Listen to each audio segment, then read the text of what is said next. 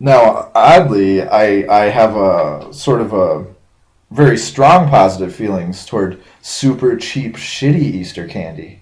Now, I wonder where that came from. Like what? Like for all those Easter companies, Easter candy companies listening in, what candy did you enjoy? Well, at the time I didn't, but now I love like a good handful of black jelly beans. Let me interrupt. This is what, July 26th?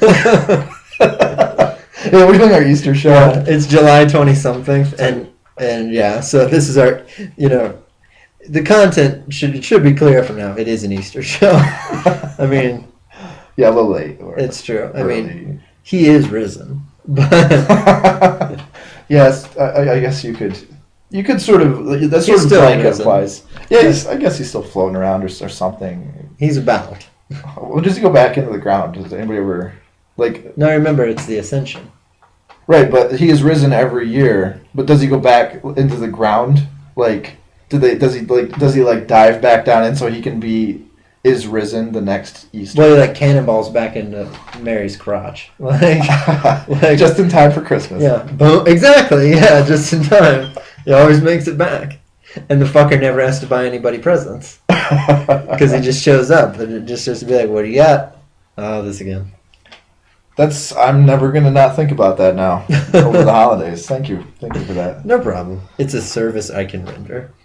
And you may have just helped out a bunch of people out there too, in like 10 years when somebody finally gets around to clicking on this video.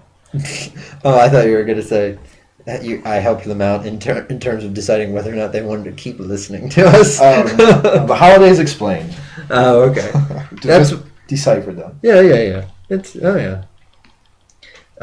So black licorice jelly beans. Yeah. I do like the black licorice flavor. I'm amenable. And occasionally, there'd be a piece of that plastic grass that that'd get in your mouth. Just accidentally. But now, it's not so bad.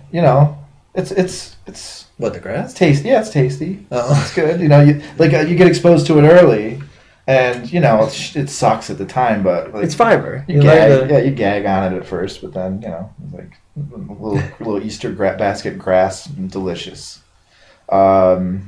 Peeps. Never really had a lot of peeps. I had a few peeps. I still actually don't like peeps, but maybe it's because I didn't have a lot of peeps. Yeah. So, once again, the theory holds. Yeah, I don't know. Rock solid. I'm trying to think. I don't remember what I got. I got a lot of jelly beans. I remember that. Lots and lots of jelly beans. Just a basket full of jelly beans. And that green grass. I got Veterans Day. I got a chocolate rabbit. And I have to admit, I do enjoy, like a couple days after Easter, going and getting a chocolate rabbit for a quarter and eating the entire thing. What about the little robin's eggs? You know what I mean, like the molten milk eggs. Yeah, they're all right. I think I remember having those, and they're all right. So basically, the sort of correlation here is the vagueness of my memory sort of correlates to the vagueness of my enjoyment of the of different candy. Fair enough. Now, this actually was something I was talking about recently. Did you guys have a particular Easter meal that you guys made? It was sort of the same meal for a lot of holidays, either a frozen turkey or a frozen ham, and mashed potatoes and gravy, and all the bullshit sort of that goes along with it. Steamed vegetables or something, and bread, and Well, the thing is that I wanted you to say ham, because I was talking to my wife recently, and she said they never did ham. Weird.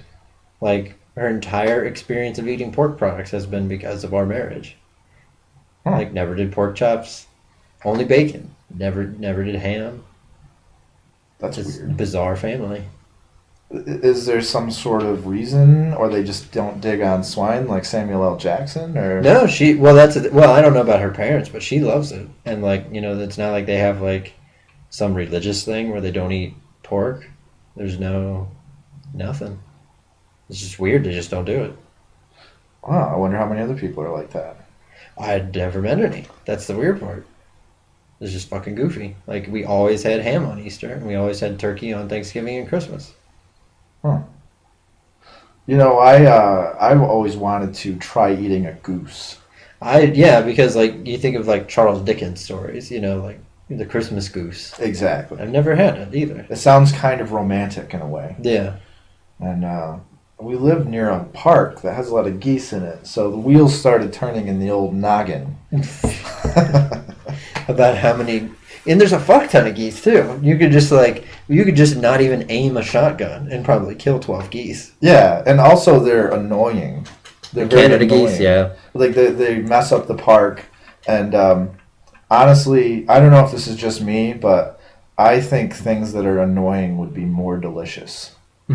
I think the level of annoying that an animal has, for me anyway, would just up the deliciousness.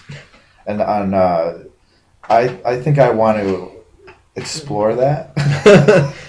So you don't know what spite tastes like, but you're pretty sure it tastes good. Yeah. I like it. I think it's a good hypothesis. And also, if they could come out with a way to guarantee that the animals you were eating were all assholes, like when they were alive, like, which again, like I came from a place where like we used to raise cows and bulls for beef and various other bullshit, and they were fucking dickheads, and they were delicious. So based on that small sample size, which is rock solid methodology, I conclude that annoying animals are the most delicious. Yeah, I can see that. Occasionally one of them would try to kill us. They were delicious. I wonder though how that played into domestication. Because did you ever have pigs? Before I was around, like my parents and my older siblings dealt with that, but I didn't do it. I just asked because any pig I've ever encountered in a farm was like a really nice animal. I've seen them at other farms, and like they just sort of chill. They just sort of hang out. Like they like spend a lot of time like laying in the mud and just sort of looking at you, chewing. And then I've had some like walk up to the fence and they like sniff you and they're like, oh, okay. Like cows just always give you a look like, what the fuck are you doing here? Yeah. Well, they have sort of a vacant look to me, and after dealing with them for many but it years, has a sinister tinge for me. Or maybe that's me. But well, sometimes for me, like there were some more mean ones that would like literally try to kill you, but there was, this is a weird story. There was basically 3 categories of cow / bovine. The ones that like were kind of mean and would try to kill you, they were very aggressive. The ones that were sort of vacant and like they just weren't thinking about anything. They were really stupid and clumsy. And then there was one like freak that would masturbate. wait.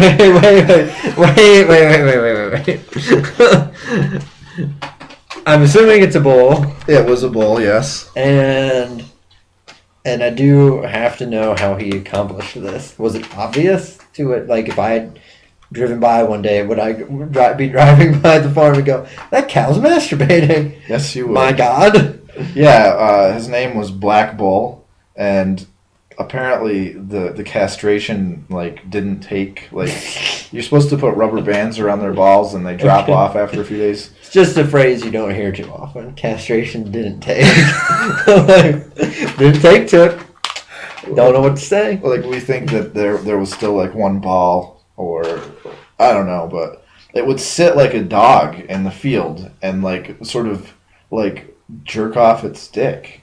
Like, and it would always be facing the road, and like walkers would walk by and be like, oh my God. Dear me. They need to put up a modesty shield. Yeah. That cow could not care less about it. What impressionable children may be walking by.